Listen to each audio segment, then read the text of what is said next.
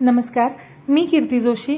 अवनीपूरच्या किचनमध्ये आपलं मनापासून स्वागत आहे. आजच्या व्हिडिओमध्ये मी तुम्हाला अगदी झटपट आणि कुरकुरीत आळूवडी कशी करायची हे दाखवणार आहे. रेसिपीची पद्धत जरी नवीन असली तरी चव मात्र आळूवडीची पारंपरिकच आहे. तर आपण व्हिडिओमध्ये पुढे जाण्यापूर्वी आपल्या चॅनलला जर अजून सबस्क्राईब केलं नसेल तर सबस्क्राईब करा. चला तर आता आपण कृतीला सुरुवात करूया. सगळ्यात आधी मी इथं आळूची पानं घेतलेली आहेत. आळूची पानं वडीसाठी घेताना अशी काळपट रंगावरती घ्यायची, म्हणजे तो खाजरा आळू नसतो. तर इथं मला मीडियम आकाराची मिळालेली आहेत. तर ही 10-12 पानं घेतलेली आहेत. तर आता ती कशी कापायची हे मी तुम्हाला दाखवते. आधी जो दांडीचा जो भाग असतो त्याच्या पानाच्या, तर ते वर चिरून घ्यायचं आहे असं आपल्याला अलगदपणे. आपण असं ज्या शिरा वर आलेल्या आहेत त्या आधी सुरीच्या साहाय्याने काढून घेऊया. अशाच प्रकारे आपण आधी सगळ्या पानांच्या रेषा काढून घेऊया, म्हणजे मग तो कसा चिरायचा ते मी तुम्हाला दाखवते. आता 4-5 पानांचं त्यातल्या आपण शिरा काढून घेतलेल्या आहेत. तरी सुद्धा वर जो कडक वर रेषेचा भाग राहतो तो आपण असा मध्यभागी दोन्ही साईडला चिरून घेणार आहोत. म्हणजे तो काढून टाकला की आपल्या वडीमध्ये काही हे अडकणार नाहीत, शिरा अडकणार नाहीत. तसा काढल्यानंतर आता आपण दोन्ही हे सगळं एकत्र करून असं व्यवस्थित चिरून घ्यायचं आहे. पुन्हा एकावरती एक पानं ठेवून अशा पद्धतीने आपली पानं चिरून घ्यायची. पानं चिरत असताना सुरी धारदारच वापरायची आहे, म्हणजे व्यवस्थित आपली पानं बारीक अशी चिरली जातील. तर अशाच पद्धतीने आपण सगळी पानं बारीक चिरून घेऊया. ही सगळी आळूची जी पानं आहेत ती मी धुवून पुसून घेतलेली आहेत. ही मी आणून 2-3 दिवस झालेली आहेत. मी एका कागदामध्ये गुंडाळून ठेवलेली होती, पण तुम्हाला मिळत असेल तर तुम्ही अगदी फ्रेश वापरा. चला तर आता आपली आळूची पानं बारीक चिरून झालेली आहेत. तुम्ही इथं बघा, मोठ्या जाडजाड ज्या शिरा होत्या त्या सगळ्या आपण काढून टाकलेल्या आहेत आणि बारीक अशी पानं चिरून घेतलेली आहेत. आता ह्या 10-12 पानं जे आपण आळूची चिरून घेतलेली आहेत त्यासाठी इथं 1 वाटी बेसन पीठ घेतलेलं आहे मी.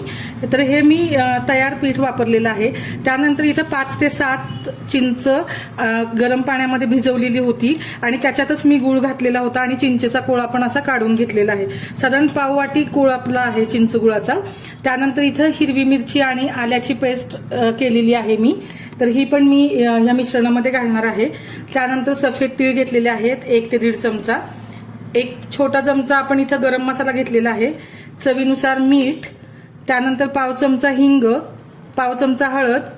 त्यानंतर आपल्याला इथं लाल मिरचीचं तिखट घेतलेलं आहे, मिरची पावडर साधारणपणे 1 ते 1.5 चमचा मी घातलेली आहे, कारण आपण इथं ठेचा पण वापरलेला आहे. त्यामुळे त्या प्रमाणानुसार तिखटाच्या आपण दोन्ही प्रमाणात ऍडजस्ट करायचे आहेत. त्यानंतर इथं धने पावडर घेतलेली आहे 1 चमचाभर आणि इथं मी 3 ते 4 चमचे आपण तांदळाचं पीठ घेतलेलं आहे. तांदळाच्या पिठामुळे वडी कुरकुरीत होते, म्हणून आपल्याला हे पीठ वापरायचं आहे. चला तर आता आपण पुढची कृती. आता चिरलेला आळू आपण घेऊया. त्यावरती आपण हे सगळं बेसन पीठ घालून घेऊया. बेसन पीठ जर तुम्हाला कमी पडलं असं वाटलं तर आपण त्याच्यामध्ये पुन्हा घालू शकतो, पण साधारण 10 ते 12 पानांना इतकी वाटी बेसन पीठ तर आपल्याला लागेलच. त्यानंतर इथं मिरची आणि आल्याचा ठेचा घेतलेला आहे.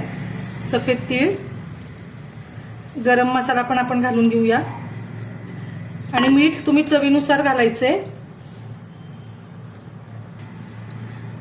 चवीनुसार मीठ घातलं. त्यानंतर आपण हिंग घालून घेऊया. हिंगाने पण छान चव येते.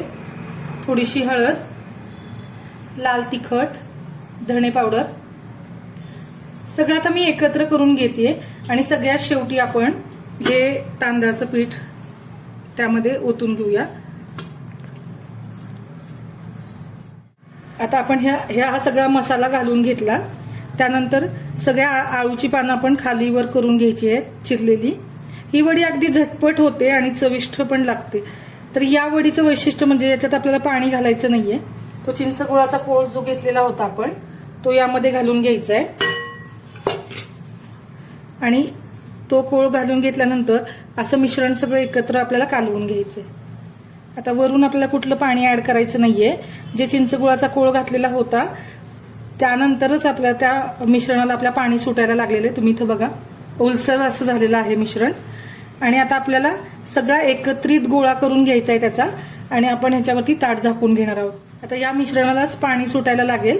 आता आपण याच्यावरती एक 5 ते 7 मिनिटासाठी याच्यावरती एक ताट झाकून ठेवूया आणि 5 ते 7 मिनिटानंतर आपण पुढची प्रोसेस करू. सगळ्यात आधी आपण वडीसाठीचं जे पीठ आहे ते मळण्यापूर्वी आपण इथं स्टीमरमध्ये पाणी घातलेलं आहे थोडं आणि ते लो फ्लेमवरती आपण गरम करायला ठेवलेलं आहे. तर आता आपण जी शेगडी आहे ती साईडला करून आपण गोळा मळून घेऊया. आपण जे झाकलेलं ताट होतं ते काढून घेऊया. तुम्ही इथं बघा व्यवस्थित पाणी सुटलेलं आहे आणि आपला गोळा छान सेट झालेला आहे. आता आधी काय करून घ्यायचं, आधी थोडंसं आपल्या हातावरती तेल घ्यायचं आणि त्यानंतर हा गोळा व्यवस्थित मळून घ्यायचा. आता तेल लावलेलं जे मिश्रण आहे आपलं ते छान आपलं मळून घ्यायचं. बघा किती छान स्मूथ असं झालेलं आहे. अगदी आपल्याला गडबडीच्या वेळेत आपल्याला आळूची पानं व्यवस्थित लावून वडी करण्यासाठी वेळ नसेल तर ही अगदी सोपी आणि झटपट अशी आळू वडी करायची पद्धत आहे. तर आता आपण त्याला छान रोल करून घेऊया. बघू शकता आपला वडीचा रोल छान झालेला आहे. तुम्हाला जवळून दाखवते. तुम्हाला पाहिजे त्या प्रमाणात तुम्ही लहान मोठा करू शकता. आता मी एकच रोल केलेला आहे एवढ्या मिश्रणाचा. तर आता मी हा त्या भांड्यातच ठेवतेय आणि सगळ्यात आधी आपण आता ज्या चाळणीमध्ये ठेवायचे त्याला आपण तेल लावून घेऊया. आपण सगळ्या बाजूने तेल लावून घेऊया म्हणजे त्याच्यावरती जर रोल ठेवला तर तो रोल चाळणीला चिटकणार नाही आणि ते गरम वाफ त्या रोलवरती जाणार नाही. तर आता आपण अशा पद्धतीने तेल लावून घेतलेलं आहे. तुम्ही इथे बघू शकता पाण्याला उकळी आलेली आहे.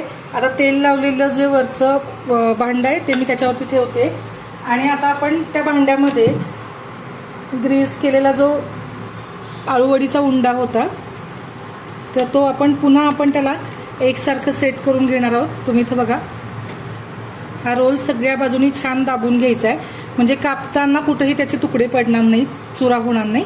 तर आता आपण तो त्याच्यामध्ये घालून घेऊया आणि आता आपण त्याच्यावरती झाकण लावून घेणार आहोत. साधारणपणे आपल्याला हा आळूवडीचा रोल शिजण्यासाठी साधारण 15 ते 20 मिनिटं लागू शकतात. तर आपण याला 15 मिनिटांनी चेक करूया. आता 17 मिनिट झालेले आहेत. आता आपण झाकण काढून चेक करूया वडी आपली शिजली आहे का नाही. ते हळूच ओपन करायचं आहे आणि आपण हा मध्यम आचेवरती ठेवलेली होती ही वडी शिजायसाठी. तर 17 मिनिट झालेले आहेत. आपण आता एका सुरीने चेक करूया. सुरी जर क्लीन आली आपली बाहेर तर ही वडी शिजलेली असं आपण समजायचं. तुम्ही इथं बघा दोन्ही बाजूने आपली सुरी क्लीन आलेली आहे. आता आपण गॅस बंद करून घेऊया. इंडक्शन बंद करते मी आणि आता आपण हे जी चाळणीत ठेवलेली वडी आहे ती साईडला खाली काढून आता आपण ही पूर्णपणे थंड करून घेऊया. साधारण थंड झाल्यानंतर आपण त्याच्या वड्या पाडून घ्यायच्या. तुम्ही इथं बघू शकता अर्धा तासानंतर आपला रोल पूर्ण थंड झालेला आहे. आता आपण हा कट करायला घेऊया. मी एक पोळपाट घेते. आता त्याच्यावरती आपण हे ठेवून घेऊयात हा रोल आणि आता आपण एकसारख्या आकारावरती त्याला कट करून घेऊया. गरम असताना कधीही आळूवडीचा किंवा कुठलीही जी वडी आपण करतो कोथिंबीर वडी आळूवडी गरम असताना रोल कधीच कट करायचा नाही तर चुरा होतो. पूर्ण थंड झाल्यावरतीच आपण त्याला चिरून घेणार आहोत किंवा कट करून घेणार आहोत. मी तुम्हाला दाखवते किती छान आपला वडीचा भाग झालेला आहे. बघून घ्या तुम्ही. आता आपण असेच सगळे पीसेस करून घेऊ. आळूवडी कट करताना आपल्याला पाहिजे त्या आकारामध्ये आपण पाहिजे तेवढ्या जाडीच्या आपण कट करू शकतो. छान लागतात त्या. ह्या तुम्ही तळू पण शकतात किंवा शालो फ्राय पण करू शकतात. दोन्ही पद्धतीने चालतात. आणि असाच हा रोल जर तुम्ही क्लीन पेपरमध्ये रॅप करून किंवा तुमच्या एअरटाईट कंटेनरमध्ये ठेवला तर त्याला 15 दिवस काहीही होत नाही. तुम्ही जेवताना जेव्हा तुम्ही हव्या तेव्हा तुम्ही खाऊ शकता. ह्या आता मी अशाच पद्धतीच्या ह्या इथं बघून घ्या आपण सगळ्या कट करून. ह्या वड्या तुम्ही शालो फ्राय करू शकता किंवा तळून पण खाऊ शकता.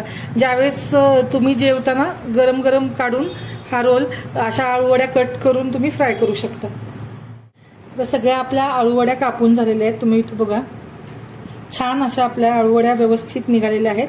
साईडचे कट पण मी कापून घेतलेले आहेत, ते आपण असेच तळून घेणार आहोत. आता ह्या पूर्णपणे आळूवड्या आपण जेवताना तळून घेणार आहोत. तेल गरम झालेलं आहे.